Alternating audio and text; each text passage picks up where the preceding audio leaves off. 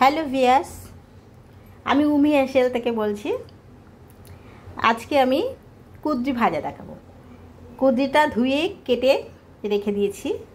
কুঁদরি ভাজার জন্য অল্প একটু জিরে ফোড়ন দেব, দুটো শুকনো লঙ্কা ফোড়ন দেব, কাঁচা লঙ্কা চিড়ে রেখে দিয়েছি দুটো, আর দুটো গোটা দেব।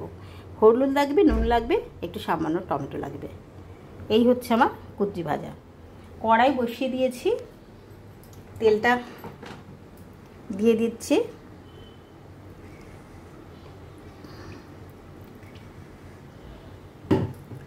তেলটা গরম হওয়ার জন্য একটু সময় নেব। তেলটা গরম হয়ে গেছে, দুটো শুকনো লঙ্কা ফোড়ন দিলাম,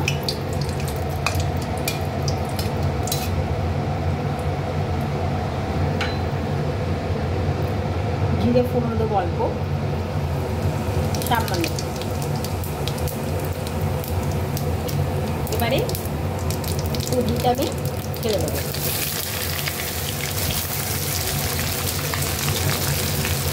এখানে কুঁদরির পরিমাণ আছে 400 গ্রাম।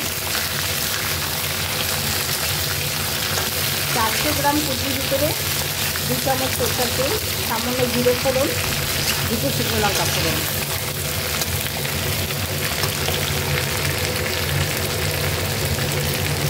হলুদ দেবো,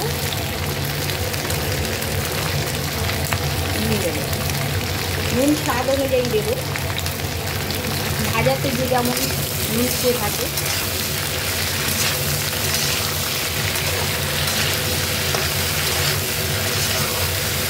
এবার এটা আমি ভাজা করে নেব।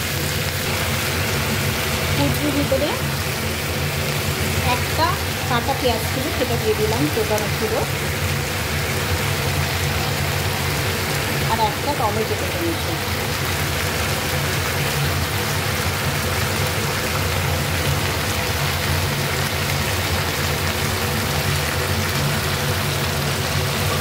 একটু ঢাকা দিয়ে রাখবেন।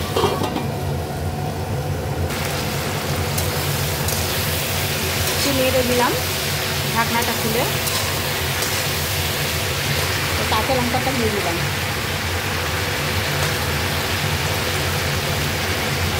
এই ভাজা কিন্তু আমি জিরে ভাজা গুঁড়ো করে রেখেছি, এই ছোটো এক চামচ দিলাম।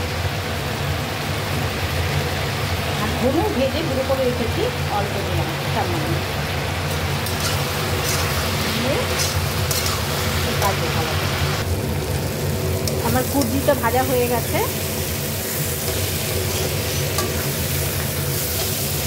এবার আমি এটাকে সার্ভ করে দেখাবো। গ্যাসটা নিয়ে দিলাম।